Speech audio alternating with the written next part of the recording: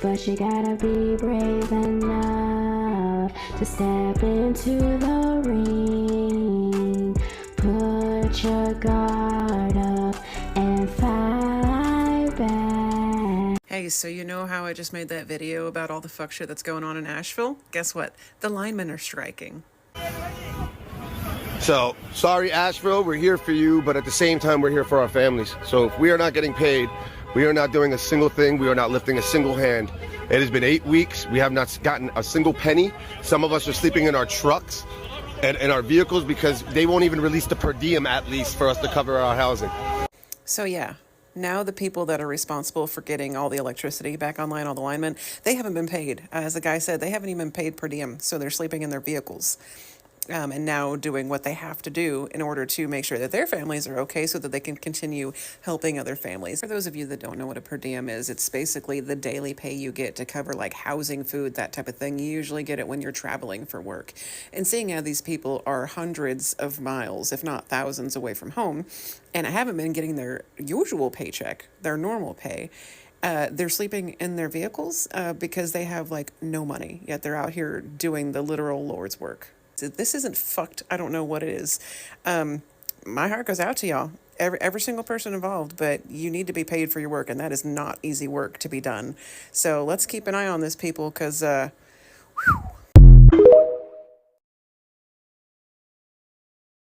with all the election going on, why is nobody talking about that there's a city that's completely underwater overnight? Y'all, there's over 50 people that passed away in Valencia, and nobody's talking about it. I don't even see anything on the news about it. This is crazy. So this is a current photo of Valencia right now.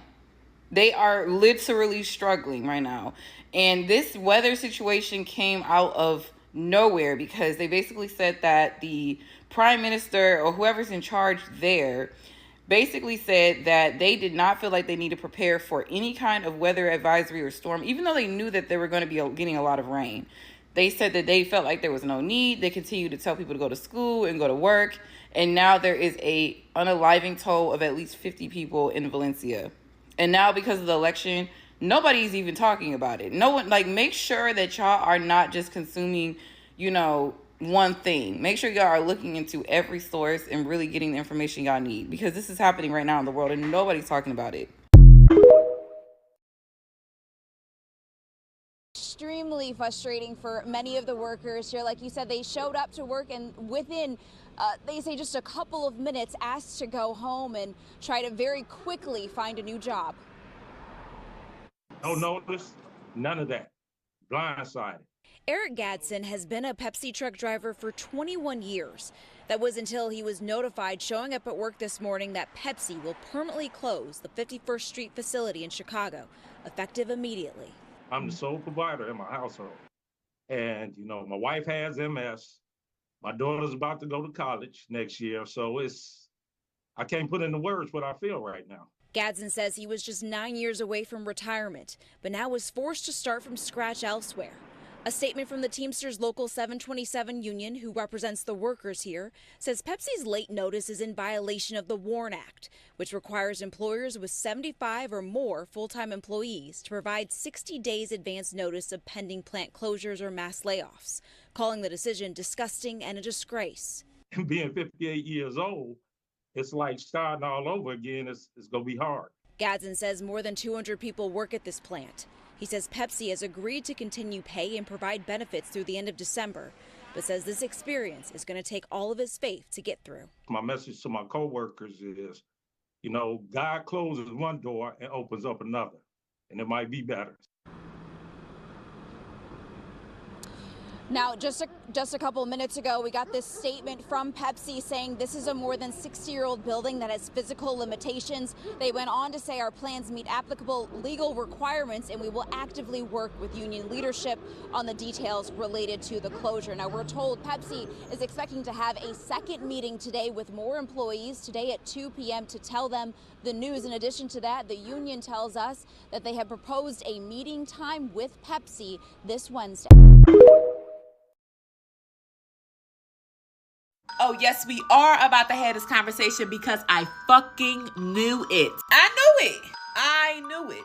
The IRS has hired thousands of tax agents to crack down on social media influencers and business owners for lifestyle audit.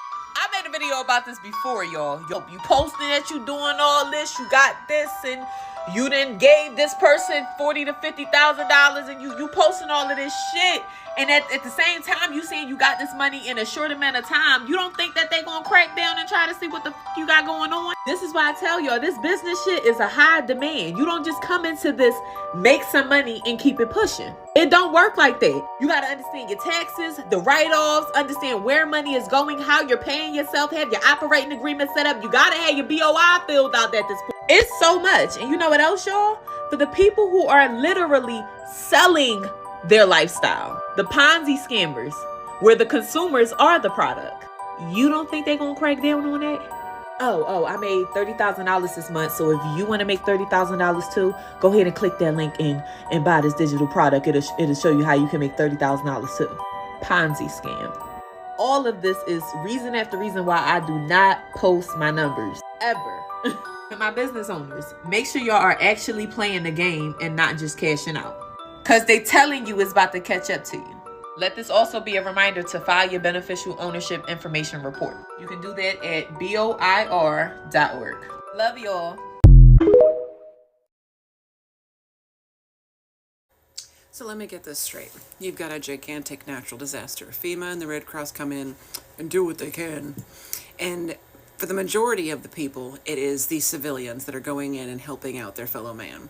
You've got this big group of people from, West Virginia, the miners, that are in there rebuilding the roads.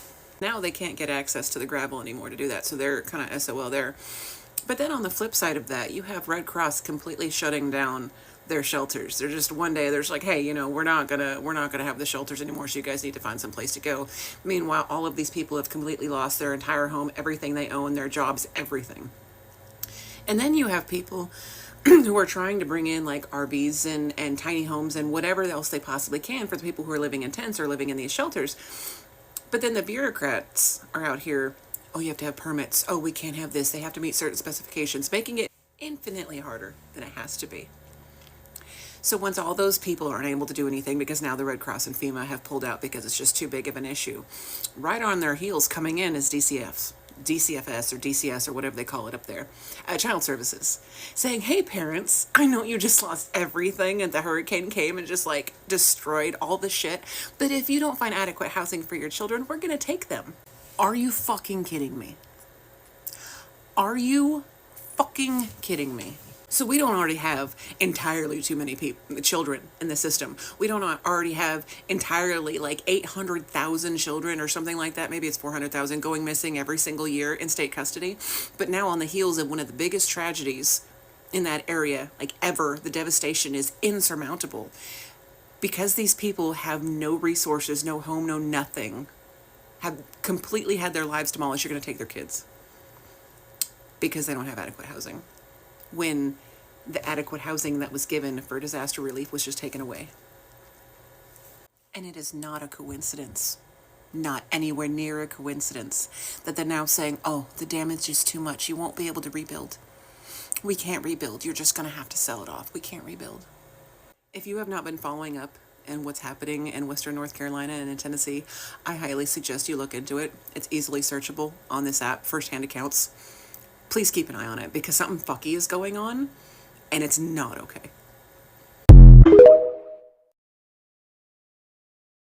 This is not my normal content, but I have to share with you before I go to bed something that happened to me today. It's a little long, but I need you to hang with me because it all ties together. Anyway, I was shopping at Loft today and I go to check out and I put my card into the little slider and it says transaction error occurred. I said, hold on, something's not right. So I did it again thinking my card didn't go in and it did the exact same thing. And I said, what does it say on your side? And she said, well, let me look. And she said, oh, it says decline, but it's odd. She said, okay, let's try something different. She did it. I did it again, and the exact same thing popped up, decline on her side. I've been the broke girl, but I knew there was money in my account. So I get on the phone. It's on a Sunday, but I have USAA. And with USAA, they are always there for you. Sorry, this is not a plug for them. But anyway, so I get on the phone with USAA, and the guy was like, yes, ma'am, you've been verified. I see this is you. What can I help you with? So I tell him exactly what just happened. And he said, let me look. He said, I see that you tried twice. And I said, yeah, actually 3 times. He said, oh, yeah, it just came through. I see that. He said, where are you? And I said, I'm at Loft. He said, where Loft? And so then I said, Ann Taylor is one side, this is Loft, and then I roll off the other ones. The lady can hear him because I have it turned up. And he said, ma'am, this is very odd. This is the second Loft transaction that I have seen do this in 2 days. He said, ma'am, wherever they are shipping their goods in from, they have a sanction against that port. The United States Code blah, blah, blah, blah. And then I'm like scared to death. I'm in a little freak out mode. I'm like, what in the world? So I start telling the associates that are there, and they're all looking at me. And he says, okay, let's just pause and let's go down to another register, and can you try it on another register? So I ask her, the associate, she does. They ring it up, the exact same thing. He said, I'm going to stay on the phone and let's just see what happens. The exact same thing happened again. He said, ma'am, I need to get my supervisor. Please stay on hold. He comes back after about 2 or 3 minutes, and he says, ma'am, I just need to verify where you are. And I said, I am in Mississippi.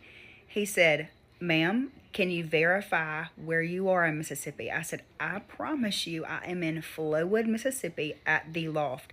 He said, man, he just kind of giggled for a second because he knew I was like panicking. And he said, I just need to make sure you are not in Russia. I said, no, sir, I am fine. I'm just trying to check out. He said, ma'am, USAA will not be able to accept any transaction from Loft until this is cleared up. He said, we currently have a United States, I don't even know because I'm in total panic mode at this time, wherever they're shipping their goods in. He states exactly what he said the first time to me after he consults his supervisor.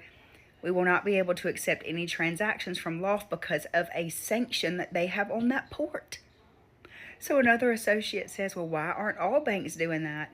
The only thing I can think of is maybe they're just because they're a military bank, they know something that the other banks don't know yet, which scares the bejeezies out of me. Anyway, I just wanted to share that with you. So do as you wish with that information, but I don't come at me because I don't understand all those codes and blah, blah, blah, blah, but I'm a little nervous. So allegedly, Mr. Beast has just been reported to the FBI. They said they have found CP on his phone, conversations with minors, and mentions of cannibalism. I'm not even surprised at this point. I really feel like this is the year of exposure, like Cat Williams said. You can't trust anybody.